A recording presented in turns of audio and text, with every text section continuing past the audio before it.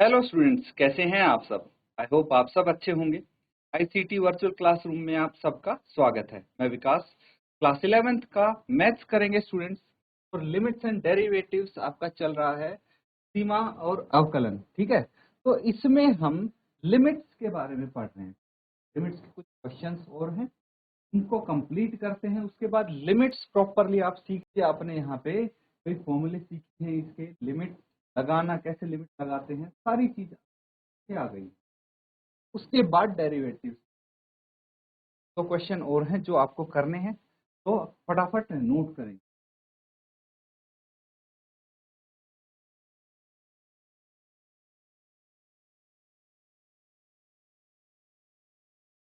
ठीक है बच्चों, अब लिखेंगे आप। क्वेश्चन है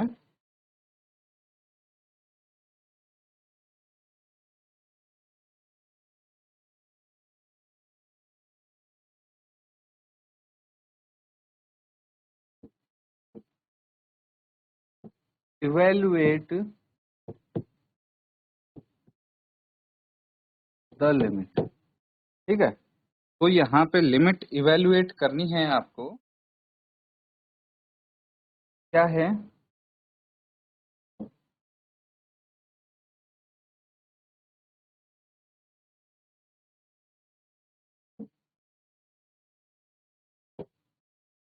limit x tends to 0 for function F X. इस फंक्शन के लिए लिमिट x टेंड्स टू 0 को इवेल्युएट करना है। अब एक चीज और है यहाँ पे कि जो फंक्शन है वो क्या हो सकता है, ये हम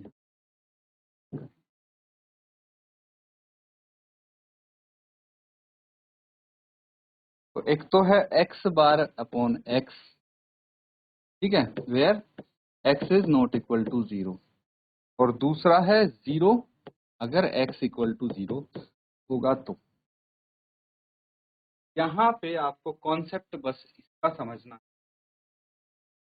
x बार का। अगर ये कॉन्सेप्ट आप समझ जाते हैं तो चीजें। x बार का कॉन्सेप्ट मतलब क्या है मेरा कहने का, कि ये x होगा। x बार की वैल्यू x होती कब होती है? जब आपका x 0 से बड़ा होता है ना। 0 से बड़ा होगा मतलब x पॉजिटिव। इसका मतलब क्या है, बार नेगेटिव नंबर हो या पॉजिटिव नंबर, ये पॉजिटिव बना दे। लेकिन x नेगेटिव होगा अगर 0 से छोटा होता है x, है ना। तो ये कॉन्सेप्ट आपको समझना है। इसके बाद हम इसको करिए और सॉल्व करने की।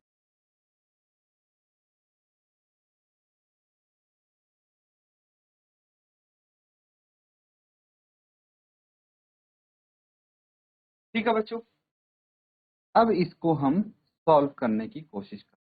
आप समझ गए?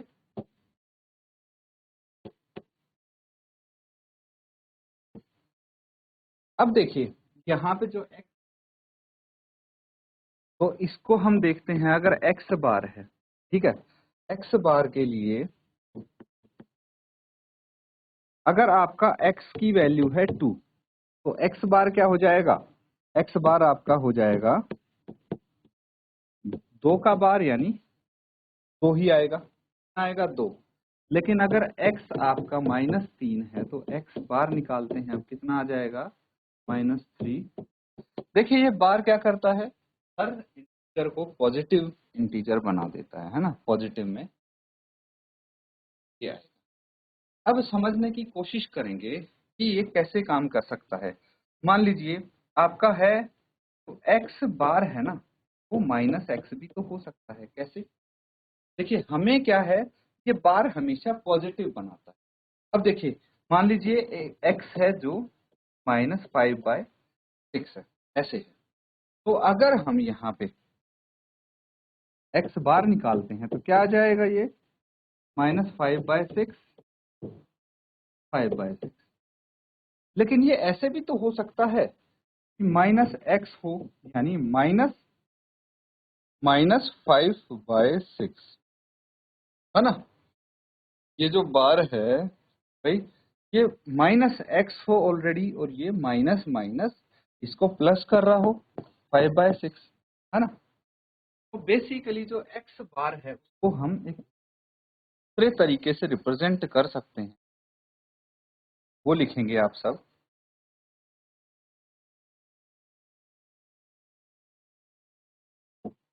कैसे रिप्रेजेंट कर सकते हैं? जो फंक्शन आपका एफ एक्स है इसके लिए देखिए X bar upon X, X bar upon X है, क्या आ जाएगा? X upon X is equal to 1, ये आ जाएगा। इसके लिए for X is greater than 0, अगर एक्स 0 से बड़ा होगा तो। लेकिन अगर एक्स 0 से छोटा हुआ यानी एक्स बार बाय एक्स है ये, ठीक है, और ये 0 से छोटा हुआ यानी एक्स बार हमें माइनस एक्स देगा और ये कितना आ जाएगा? -1 आ जाएगा for X is smaller then. लेकिन अगर एक्स 0 के बराबर हुआ तो क्या है? यहाँ पे हमें 0 मिलेगा। ये चीज समझ गए आप? इसको नोट करेंगे फिर हम आगे इसको सॉल्व करने की।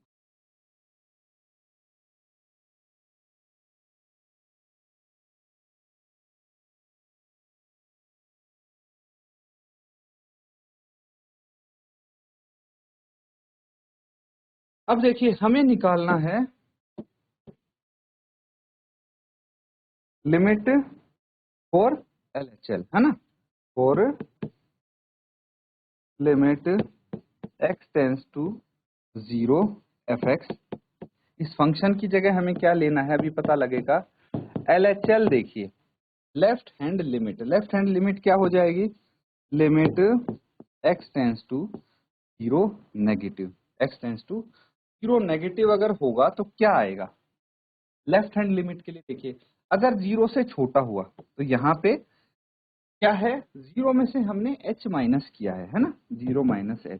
तो 0 से छोटे के लिए क्या होगा? स्मॉलर देन 0 अगर होगा तो -1 हम लेंगे। क्या लेंगे? x -1 लेंगे, ठीक है। एफ एक्स जो हमारा फंक्शन है वो -1 आ जाएगा यहाँ पे, समझ गए?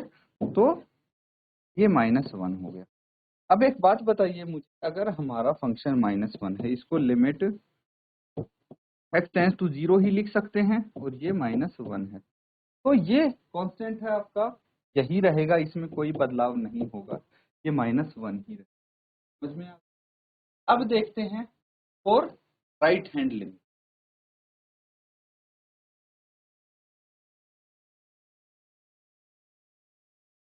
For right hand limit, right hand limit के लिए देखिए RHL, RHL क्या हो जाए? Limit x tends to 0 plus F X, है ना। एफ एक्स का भी मैं बताता हूँ क्या लिख सकते हैं आप यहाँ। अगर आपका x 0 से बड़ा है ना, ये 0 से बड़ा हो जाएगा तो हमारा एफ एक्स कितना होगा? 1 होगा। इस बार कितना होगा? 1 होगा, होगा कि नहीं होगा? तो यहाँ पे क्या आ जाएगा? लिमिट x टेंस टू 0 1 और ये आ गया 1। तो आप बोल सकते हैं because LHL is not equal to RHL, LHL RHL के इक्वल नहीं है। तो आप लिख सकते हैं therefore limit x tends to 0 fx does not exist, ये एग्जिस्ट ही नहीं करता भाई, ठीक है, नोट कर लेंगे।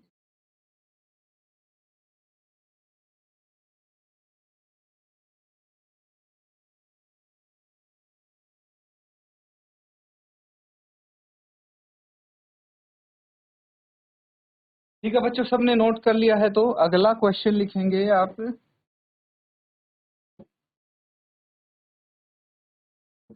एक दूसरे टाइप का क्वेश्चन है ये। सपोज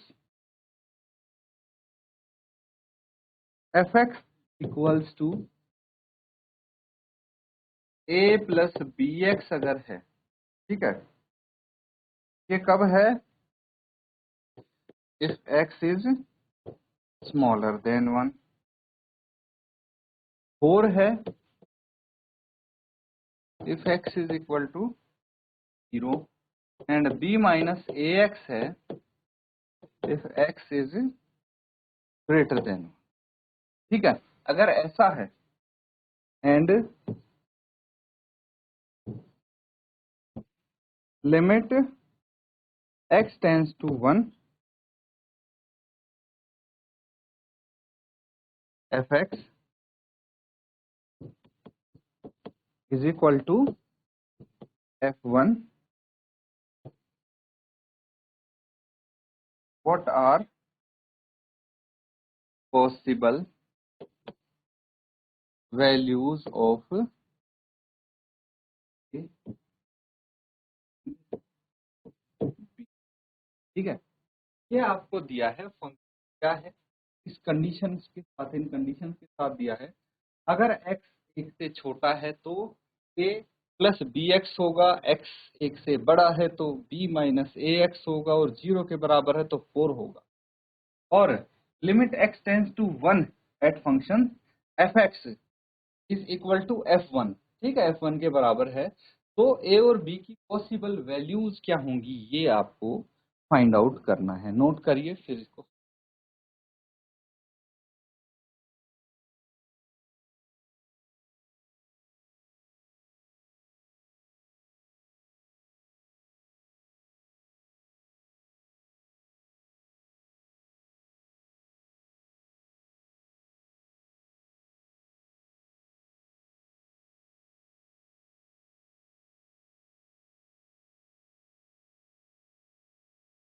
ठीक है बच्चों, बहुत सिंपल क्वेश्चन है।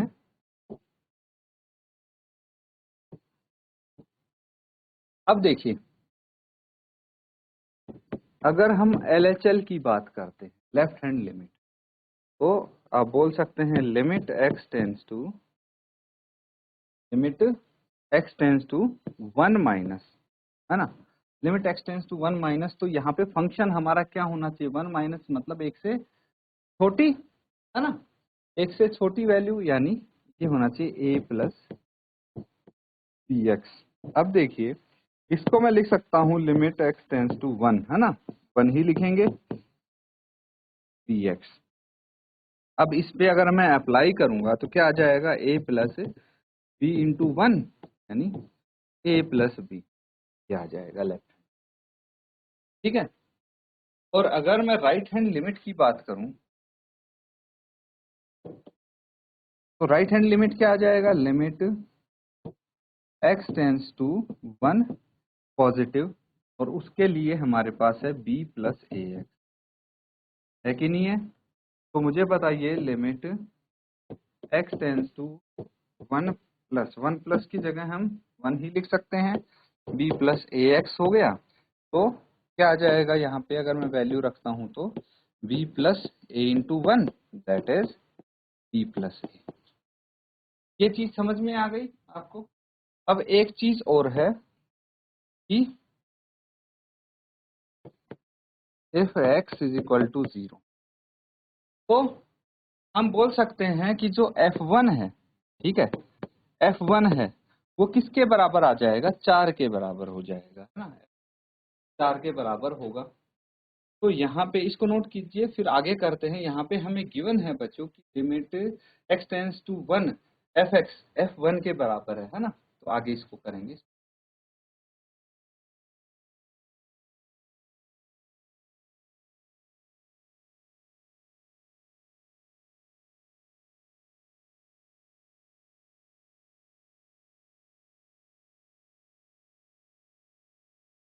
बच्चों यहाँ पे थोड़ा सा आप क्वेश्चन को करेक्ट करेंगे। हमारा क्वेश्चन में ये वाली एरर थी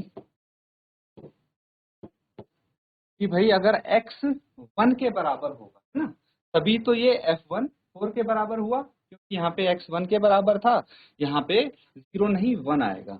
ये चीज हमें ध्यान रखना। और अब इससे हम ये बोल सकते हैं, देयरफॉर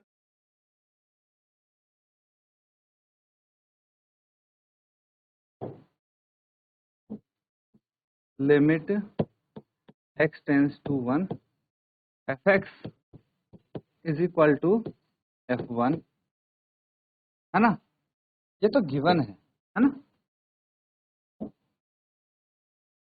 गिवन है। तो अब देखिए कौन सी लिमिट किस किस के बराबर हो गई। Therefore limit x tends to 1 fx equals to limit x tends to 1 negative, ठीक है, और fx is equal to limit x tends to 1 positive is equal to f1, ठीक है। तो यहां से एक चीज हमें पता लगती है कि जो आपका a प्लस बी है वो 4 के बराबर है ना, ये सब 4 के बराबर है ना। तो ये f1 अगर 4 के बराबर है, f1 किसके बराबर दिया है, इसके बराबर दिया है, यहीं पे लिख देते हैं या तो, because LHL is equal to RHL, ठीक है। ये हम अभी प्रूव करेंगे। आप ये समझ लीजिए कि ये गिवन है, ठीक है। अगर ये 4 के बराबर गिवन है f1, है ना, और यहाँ पे क्वेश्चन में गिवन है कि ये limit x tends to 1 fx के बराबर है, तो यहाँ से एक तो आई थी a प्लस बी, है ना, और एक आई थी b प्लस ए, माइनस ए था बच्चों, यहाँ पे भी थोड़ा हमें करेक्शन करना पड़ेगा, है माइनस, है ना। ये था आपका b माइनस ए एक्स, है ना, तो b माइनस ए ये होगा। तो इसमें बोल सकते हैं आप a प्लस बी 4 के बराबर है एंड b माइनस ए भी 4 के बराबर है। तो आप लिख सकते हैं यहाँ पे a plus B is equal to 4 and ये हो सकता है minus A plus B is equal to 4। दोनों को ऐड करने पे 2b इज इक्वल टू 8 आया, तो b इज इक्वल टू 4 आ गया, b 4 के बराबर आ गया। अब b की वैल्यू किसी एक में रख लीजिए, है ना, तो a plus B is equal to 4 है, a plus 4 is equal to 4 है, तो a is equal to 4 minus 4, तो a इज इक्वल टू 0। यहाँ पे a 0 के बराबर आएगा और b 4 के बराबर आएगा, वैल्यू हमें पता।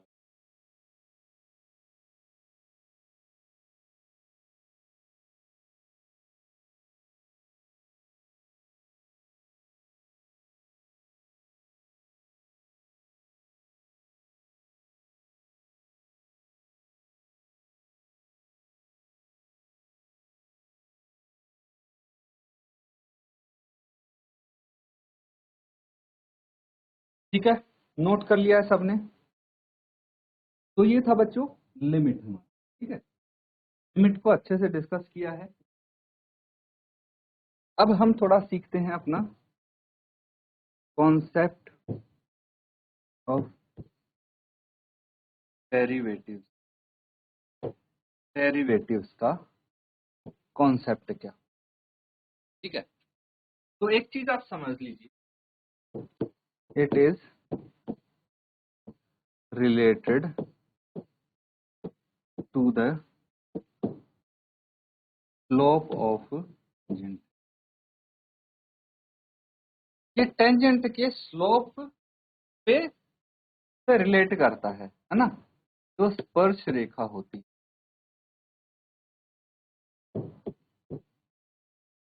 उससे रिलेट करता। कैसे? स्लोप ऑफ टेंजेंट क्या होता है मुझे बताइए, किसी को पता है?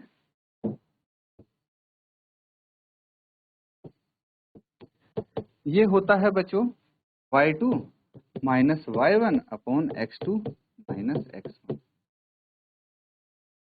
क्या मतलब हुआ इसका? क्या मतलब हुआ कि change in the value of y, हमने y की वैल्यू में कुछ चेंज कर दिया, भाई y2 माइनस y1 किया है, अपॉन चेंज इन द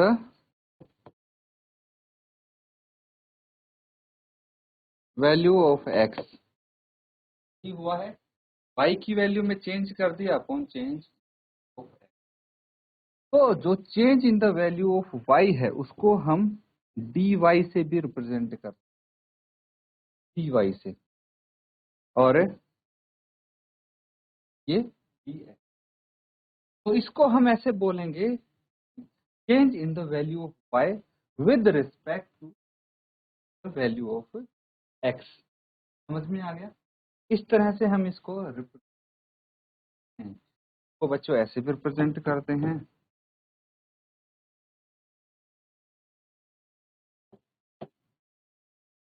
ठीक है, और इसको हम delta y by delta x से भी represent.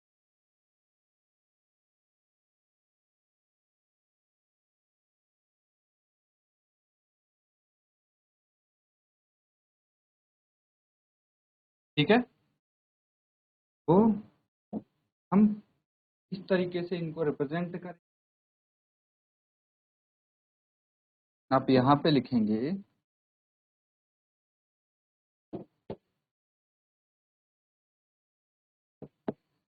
The derivative is the change in the value of y with respect to x। x के रिस्पेक्ट में जो y की वैल्यू, वो डेरिवेटिव नोट कर।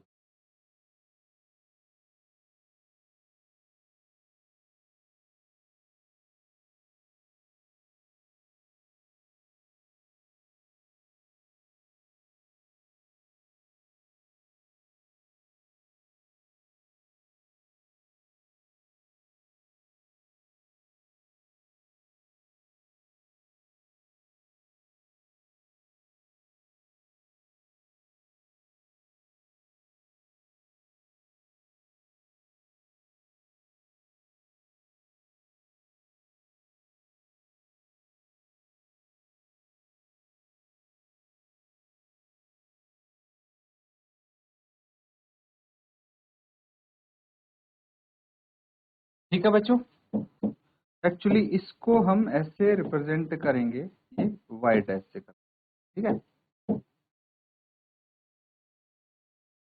तो बच्चों यहाँ पे लिमिट्स हमने कंप्लीट कर लिया है। डेरिवेटिव का छोटा सा हमने कॉन्सेप्ट सीखा कि होता क्या है डेरिवेटिव। देखिए यहाँ पे डेरिवेटिव क्या होता है कि अगर y की वैल्यू में कुछ है with respect to x, that is derivative. इसको dy बाय dx या फिर y डैश या फिर delta y by delta x से रिप्रेजेंट करते हैं। ये भाई टेंजेंट की स्लोप से रिप्रेजेंट करते हैं, रिलेटेड होता है टेंजेंट की स्लोप जो कि y2 minus y1 x2 minus, है ना।